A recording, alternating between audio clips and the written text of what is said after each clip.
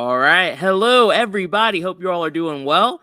This is DFS Army's pre-lock show. I have the one and only B-Dub with me today. It's been a bit, man. How's life treating you? Pretty good.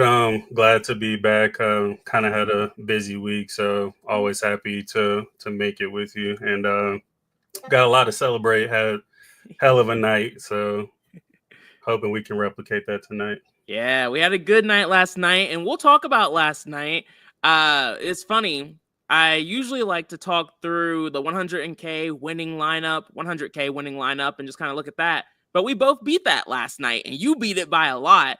You took second place in the mini. Congrats on that. You also did well in your single entry lineups too. I want to talk about that lineup before we get to the slate. It's a 5-gamer, so we have plenty of time. Don't stress. Looking at last night, Cade Cunningham was in that line. What did you do to get him, or did he show up naturally for you? Like, what happened? So I put him in on him.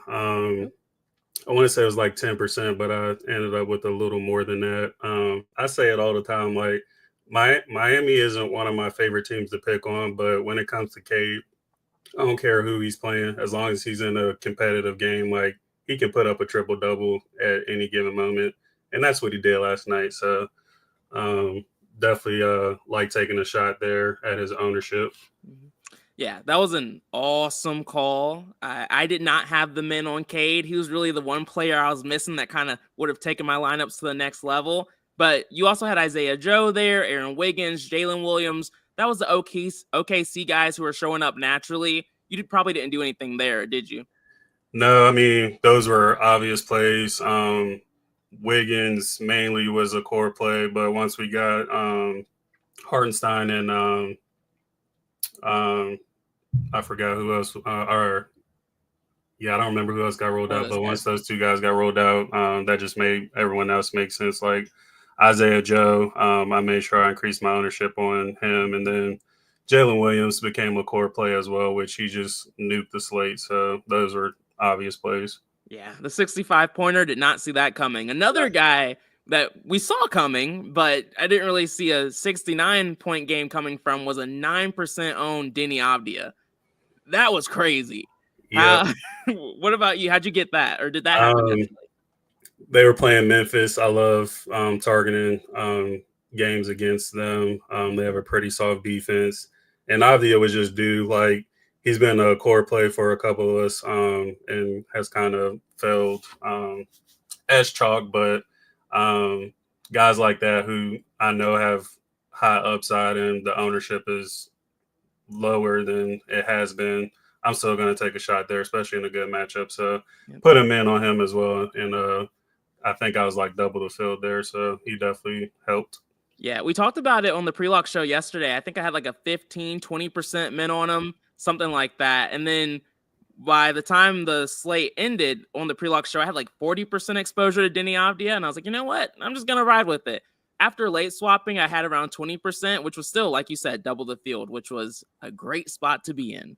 And then I think that's pretty much it when it comes to the rest of your line. Oh, no, you had Vucevic, which was pretty chalky, but Devin Booker at 14% was also a guy who came up clutch for you there at the end. Yeah, no, I'm kind of like him. I love the matchup, and he was fairly low owned and has been in somewhat good form and pretty consistent. So I put him in on him as well. So, I mean, this is a perfect example of why we put men's on guys we like, because when we're right, it's a pretty good night. So. Yeah, when you're right, it just kind of shoots your lineups up with guys that not a lot of other people have. And we talked about it on the pre-lock show yesterday as well. D-Books was someone that we wanted exposure to with the soft matchup, highest game total on the slate. It just made sense. So awesome night, but let's look at today. We want to make it happen. We have some injury news for the Knicks. Brunson's been out. McBride is questionable. That's going to be a big one we have to keep a close eye out on. But who are you looking at for the Knicks? Definitely my favorite play on this team is Cat. I'd say under Giannis, of course. He's the next best spend up on the slate. Matchup is solid, of course. Hopefully this game can stay close, which it makes me feel a little better that Bridges and Ball are back. So I'm hoping this can stay competitive, and he's priced decently. Not that that matters with all the value we have, but I threw a like on him because I definitely want him to be a core play. I was only getting like 43%, so that like boosted him up into core level. Yeah. And then as you can see, I put mins on some of these other guys. I put a 20% min on Bridges and then a 15 on OG and Hart. They might not be needed tonight, but one of my strategies that I do on mainly on a smaller slate is if somebody's in a good matchup and I know the upside is there, I definitely want exposure to them, and any three of these guys can definitely pop off on a 5-game slate. So wanted to make sure my exposure was there, and then of course I'm getting some pain, not too much, but if McBride gets rolled out, we definitely got to make sure we have a decent amount of exposure to him as well. Agreed. And I don't want y'all to think this was pre-recorded. Cujo, good to see you. Diego, good to see you as well. We will talk about that Kings game. I think that's a little bit of a sneaky spot for us. We'll get there. Cedric, what's up, man? David, what's up to you as well? Yeah, good to have B-Dubs back. And I'm glad you're happy to see me as well. Diego, yeah, I hear y'all. T-Rob said he did about 50 push-ups before the show started. He was flexing. All right, greetings to you as well, Beyond. Good to see you all. Appreciate the support. If you all could hit the like button, would really appreciate that. And if you're interested in having access to the DS, link is in the description. Promo code is BDUB, BDUBB, for a 10% discount if you would like that. For me, when it comes to the Knicks, I'm right there with you. Cat is a fantastic play for me. We know the Hornets are not a great defense. Cat can abuse these matchups, and they use him in a way where he's able to take advantage of that relatively consistently. And so in a slate where we have a lot of value, I like making sure I have exposure to him. I have a like on Josh Hart, a like on OG Anunoby, a like on Mikal Bridges, and a like on Miles McBride, just kind of making sure they show up a bit more. But if, like you said, if McBride gets ruled out, we know there's a lot of other options here, but I'm hoping he plays so I don't have to worry about those options quite as much. Cat is a core play as of right now for me. I'm over the field on Josh Hart and Bridges, and then I'm right around field weight on OG, which I'm fine with. I don't trust him, but we know there's a little bit of upside there every once in a blue moon. And then McBride, I'm still under the field on with a like. And as of right now, I'm not getting any Cameron Payne, but a lot of that is because of how much exposure I have to Lakers, which again, can vary depending on the rest of the news on the slate, but I'm comfortable with that now. Next up, we have the Charlotte Hornets going up against the Knicks. This is the side of the ball that's a lot less sexy. The Knicks are not a team you like to pick on, a team you usually try to avoid going up against when it comes to DFS players. You're looking to add in your lines. From an injury news standpoint, nothing really moves the needle here. There's some questionable guys who don't see too many minutes really either way. But for me, I did put an 8% min on LaMelo just because I wanted another stud that has a little bit of upside. The matchup's brutal. Is that crazy, Brandon? Yeah, I was going to say there's only two guys I was really looking at here, which I was still on the fence about and didn't roll it out. But of course, it's LaMelo and Bridges for the same reason I just said. Like, I don't like this spot for them as much, but both these guys have slate breaking upside. So I don't hate shots here at all, especially at 6% ownership. So yeah, I might follow you on that. It's just, I just put an 8% min just slightly over the field. He will probably fail tonight, but the Knicks have been a little bit softer against guards, especially when Brunson's out. And then if McBride's out, the matchup gets even softer against Cameron Payne. And so just kind of playing some of those with the first game narrative going on.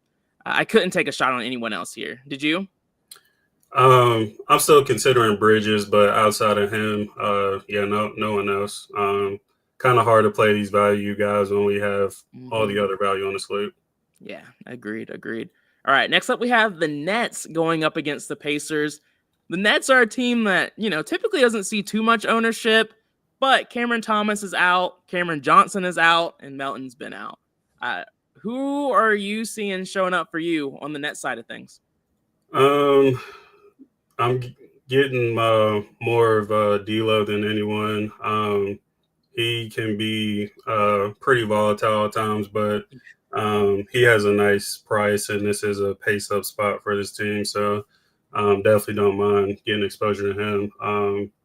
His ownership dropped, of course, with all the Lakers, as you can see. So Mhm. I'm sitting at 15%. I wouldn't mind if I was a bit closer to fill weight, but I'm also okay with 15% as well with the other options we have. And 1% sharp. So I didn't really do anything special to this team. I just think we have better value elsewhere. So Yeah, I've been going back and forth on it. Claxton just always scares the hell out of me. So does Clowney and Sharp. They were guys that the sim model did like a little bit, but kind of like you're mentioning, Brandon, I just think we have better value. They are so low owned, though. they are. That's the only tempting thing about them. Yeah, and they're not even that pricey. It's just adding them into the mix. And so D'Angelo Russell, like you said, is the best play here. He's the one who's going to be chalky. As of right now, he's in about 40% of my line, so I am going to be over the field on him unless we get more news from that Bucks game. Uh, I have a like on him currently. I'm going to take it off because, like you mentioned, I would prefer to be just closer to field weight than be over the field on these Knicks or Nets. Claxton is showing up right around 10% for me with a like, and I'm okay keeping that. The rest of these guys, I do think they have upside. It just feels like a dart throw when there's better plays on the slate. So I'm going to take a like off of Keon Johnson, off of Nick Claxton, off of Sharp and Clowney, and just kind of ride the 10% min on Clowney 10% min on Claxton and being around field weight on D'Lo. I don't want to be under the field on him because, like you said, this is a good spot, good matchup, especially if Halliburton out, it just gets softer. So he's one of those players that if he does stop showing up, I am willing to put him in on. Next up, we have the Pacers side of things. For Indiana, we just talked about it. Tyrese Halliburton's out. Isaiah Jackson's out. Nets are typically not a team we like to pick on. Are you looking at any of the Pacers, Brandon? Yep.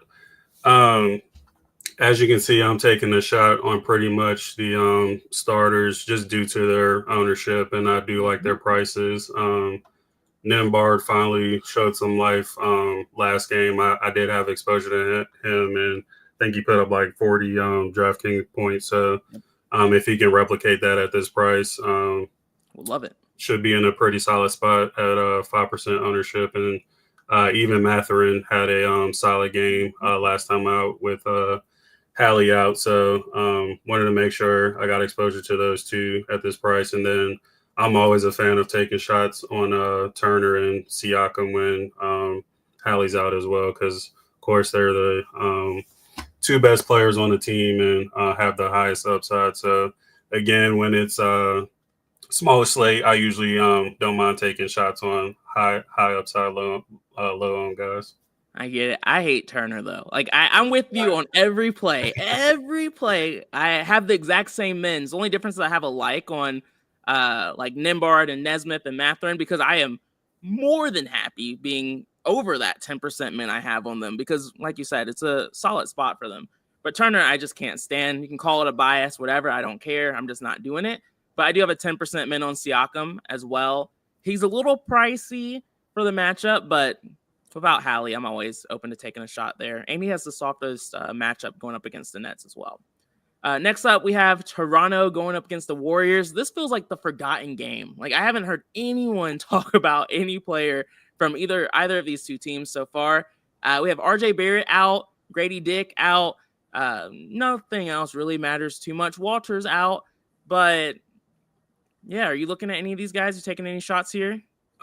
Just one guy for me, Emmanuel Quickly. When he does play, he's been looking pretty solid. He can get you between like 30 and 40. Of course, you want in that 40 range at this price, but he's just another guy I feel like is getting slept on tonight and wanted to make sure I had some exposure to.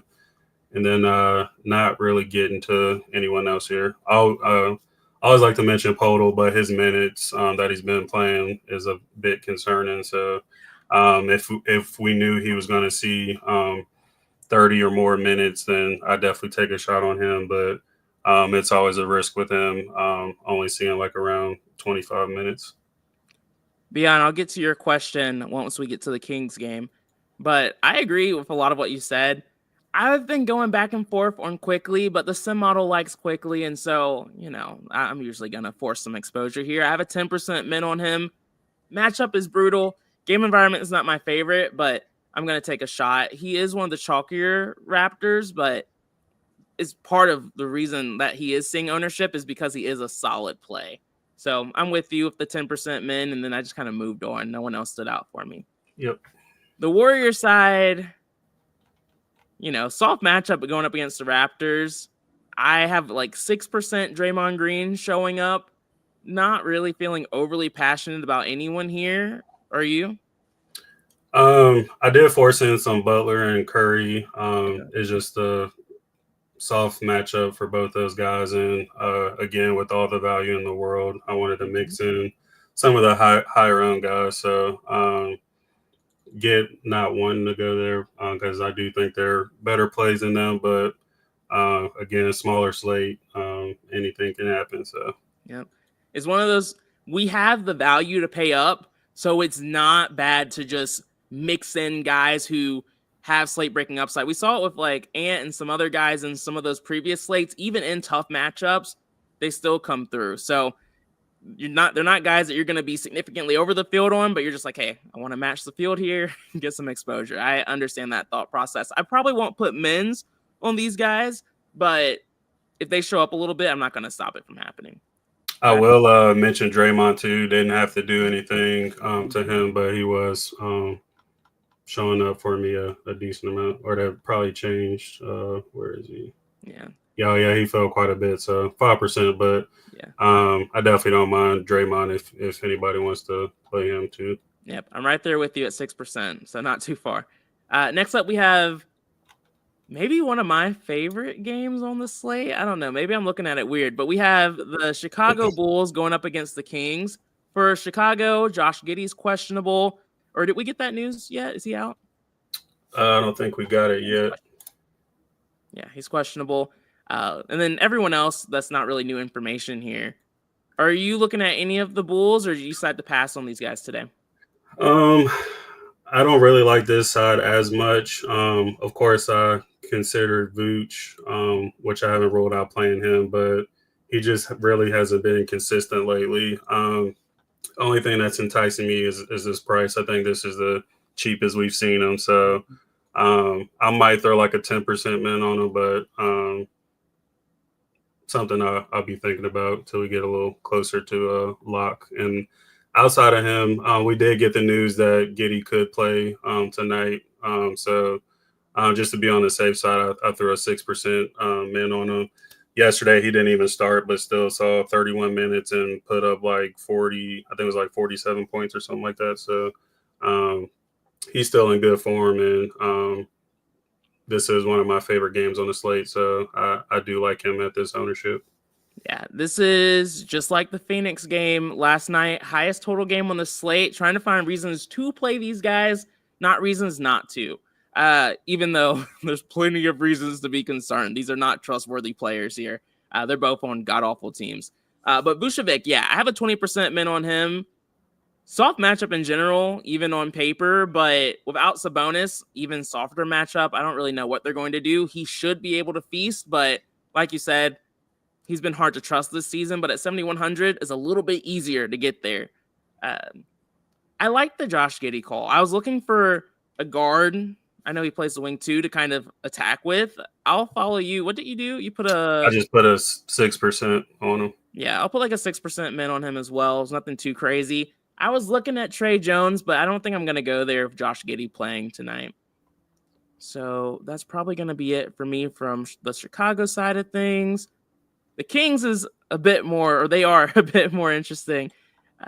For Sacramento, like I just said, Sabonis is out. Valanciunas should start here.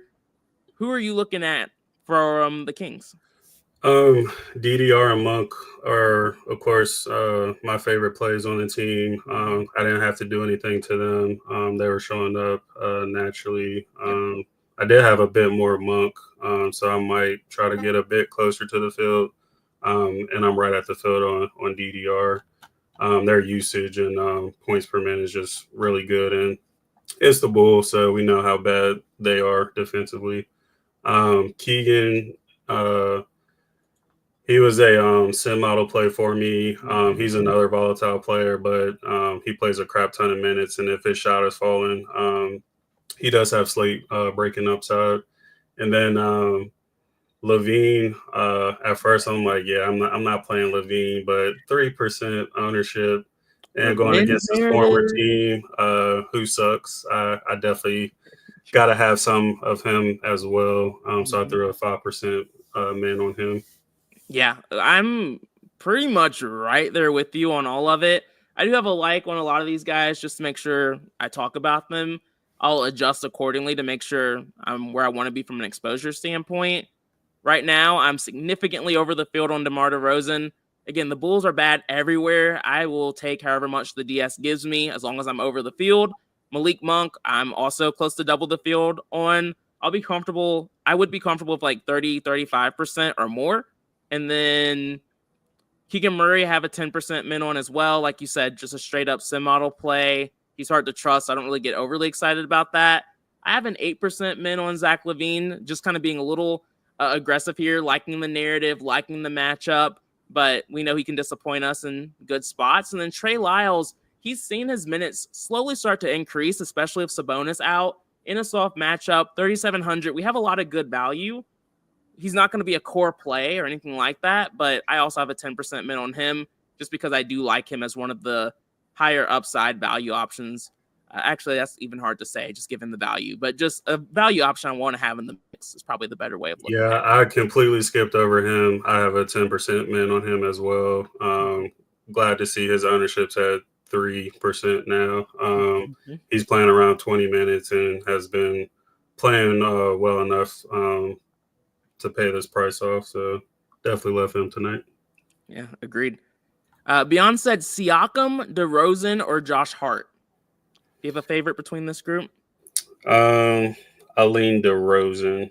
Yeah, me too, just because of the matchup primarily. Siakam's more of like a Halliburton's out, increasing usage, so a little bit more risky, and Josh Hart is similar in that degree. We like all three, but DeRozan's probably my favorite too. John said, how high does the DVP scale get to? Great question. I have no idea, John. Yeah, I don't even pay attention to it. Like, yeah, not like, something okay. we typically use. Yeah, agreed. So for Milwaukee, big piece of news here. Bobby Portis is out. Damian Lillard is questionable. Looks like he's probably not going to play. How are you thinking about things at this point? Yeah, game of the night, of course, and this is where pretty much all of our values coming from. This team, I'm really not thinking too much about, just because I do expect Dame to miss, but with all the exposure to the Lakers, as you can see, once we get that news, it's going to be pretty easy to swap over to some of the value here. So it's pretty much going to be a wait and see approach as far as getting an increased exposure. But for now, I did put some mins on them just to make sure I have some. So I put a 10% min on Trent and Porter. They're just my two favorite value plays on this team. They both been seeing 20 plus minutes, and their upside is pretty high when their shots falling. And then Brooke Lopez I feel like is always low and gets slept on. We know the Lakers struggle down low, so Lopez does it all for this team. He's a good defender, and he's definitely not afraid to shoot the ball. So love taking shots on him. And then this makes me sick to say, but I think Kuzma is in play as well. He's only 5,400, and of course, if Dame gets rolled out, he's going to be a guy we want at this price, and going against the Laker B team. So definitely want to keep him in mind tonight as well. And you didn't have to talk about Giannis because everyone, that was obvious one. Only concern with him is like a blowout, of course, and he doesn't reach value, but he's like clearly the top raw option on the slate. And I mean, if you don't pay up for him, like who else are you going to pay up for that can reach his potential? So Yeah, it's. I know Giannis burned us a little bit earlier this week, but you got to move past it. I was hoping he was going to be lower owned because of that, but because of the value, a lot of optimizers are just naturally putting Giannis in there, and it's for a good reason. I'm not trying to fade him or anything like that. As of right now, I do have a little bit more exposure to Cat, but I am quite certain by the time we get to lock, I'll end up having more Giannis. It's just the play that makes the most sense. He has the highest floor, et cetera, et cetera, et cetera. Play Giannis. Brook Lopez, I love that play. 5,500. I have a 15% min on him. He's one of my favorite leverage plays on the slate. Madden is doing the sheet today, but Brook Lopez, Zach LaVine, and there's more that we've talked about on the show already. Those are guys that I'm looking to force exposure to. And if Lillard gets ruled out, I like Lopez even more because that's more shots that should become more available for him. And then I have a 10% min on Kuzma as well. I have a like on Taurean Prince. That's just more of a sim-model play that stood out to me. I don't really feel overly passionate about him. But I have a 10% min on KPJ and a 10% min on Gary Trent Jr. And even if Lillard plays, I'm going to keep those same mins because they're still a little too cheap for what they've been doing. Yep. So I like the Bucks. And I'm going to have a lot of them. Talking about a hammer game. Next up, we have the Lakers. The big news that came from them is we just slowly start to have every piece fall. LeBron James has been out. Luka Doncic's going to be out. Austin Reeves is also going to be out. So usually it's like, that guy's out, we're going to play this guy. That guy's out, we're playing this guy. Now we're just playing a shit ton of Lakers at this point, and they're all really cheap. Who's standing out for you? I mean, Lakers are the team of the night. These guys are going to play a crap ton of minutes. Like these I'll say I'm not really I don't love Hayes as much as these other guys above him, but pretty much these top 5 guys are going to be – I'm going to have so much exposure to them. So they're just way too cheap for the usage they're about to have and the minutes they're going to play. So not really overthinking the Lakers at all. Yeah, if it burns me for some reason, then it burns me, but I don't really see that happening. I don't have a limit on how many are going to be on my team. I'll take as many as possible. Connect, Goodwin, Vincent, Morris, Milton, significantly over the field on all of them, and just not going to overthink that, just like you said. Hayes is the one who's showing up for me only around 7%. I don't love Hayes, just like you mentioned, but I am willing to put a min on him just to make sure he does show up the appropriate amount because I don't want to miss him. What are your thoughts on Bronny at 3K? Bronny. Yeah, I don't think I can do it. You're like, hard pass. Nah. I mean, he's 3K. I'll take a shot. Sim liked him a little bit. I have a 6% min on him. Again, that's just 6% of lines that I'm ready to die. I'm ready to see them fail miserably. But at 3K, I'm willing to take a shot with him probably having a chance of seeing a little bit more opportunity tonight, especially if the game blows out, which feels relatively likely at this point for me. Let's see. That's it. That's the slate. We got through it just in time. I feel like there's not really much else to talk about. It's pretty self-explanatory, this slate. Anything you want to highlight? Only thing I mentioned is we got that McBride is playing, thank God, so we don't have to load up on campaign. And again, keep an eye out on the Dame news because I'm sure we'll be doing some late swapping around 10 o'clock. So, yep, hopefully a little bit earlier than 10 o'clock. I like to be able to not change lines all the time, but it's a game changer. Like I'm sure you late swapped last night, right? I did. Oh, yeah, for sure. You just had to, and you kind of have to if you want to do well in NBA DFS. KGZ, what's up? Said, anyone you have to have in single entry? I mean, I'll just kind of summarize them, but Lakers. Just make sure you got Lakers. Yeah. Giannis is going to be very, very popular as well, but Lakers for sure. Yeah. You can get different elsewhere. I'm not trying to get different with the Lakers, especially Connect. Like in particular, he's the one who's in 99% of my lines. He's going to be chucking the ball. Like he's going to take a million shots. Yep. No question. All right, y'all. Y'all be good. Hopefully we're celebrating tonight again. Peace out. Good luck.